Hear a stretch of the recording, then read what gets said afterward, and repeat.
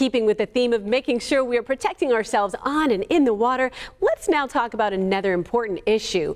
Boating safety. Petty Officer Second Class Ashley J. Johnson, along with Petty Officer Second Class Aaron Massey, is here to remind us of very important issues, things to keep in mind while boating. First of all, Ashley, great to see you. Great to see you. Thanks for having us on. Yes, usually we do stuff on the radio, so it's great to see you in person on TV, and you can see her. And Aaron, so nice to meet you. Nice to meet you as well. So we want to stay safe, and the first way to start, proper life vest, wearing it properly and having the properly fitted life vest. Absolutely. First thing that you want to check when you get a life jacket is to make sure that it is U.S. Coast Guard approved. And you want to look to see if it's an adult or if it's a child or infant, and make sure you have the proper life jacket for the proper person.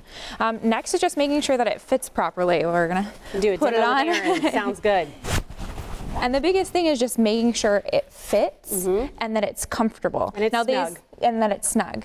And these big, bulky ones aren't necessarily the best for if you want to make sure you're always wearing it. So there are other life jackets out there that are smaller, inflatable. We want to make sure you're comfortable. If you're wearing a comfortable life jacket, then you're more likely to wear it on the water. Absolutely. So just make sure it's snug and fun. Right, and like you said, it has to be the proper type of life jacket and fitted for, especially if we're talking about smaller children. Correct. Exactly. Absolutely. And then making sure a lot of the best ones have pillows on the back, and different types of life jackets will actually rewrite you in the water, and that's really important. Oh, okay.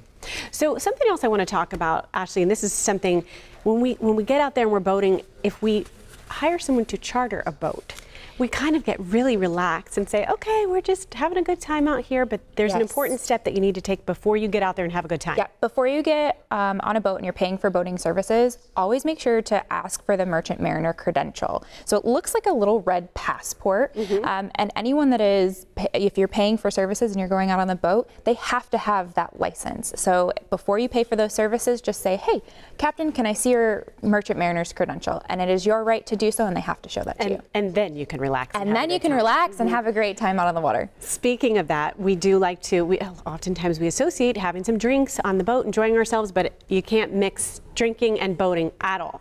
Right. Especially if you're driving the boat. Just like you said, it's just like driving a car.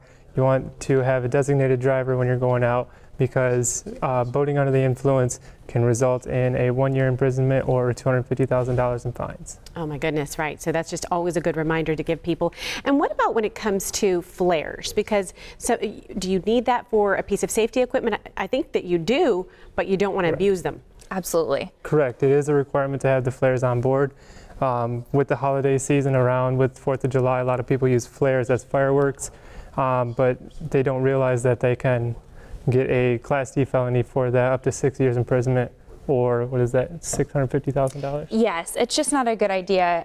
It ends up making the Coast Guard go out for a search and rescue case that isn't a search and rescue case. And you're taking that time away from boaters that might actually be in need of a rescue. Sure. And Ashley, you and I have spoken before, and you brought up some good things to have on the boat as well. What about the EPIRB?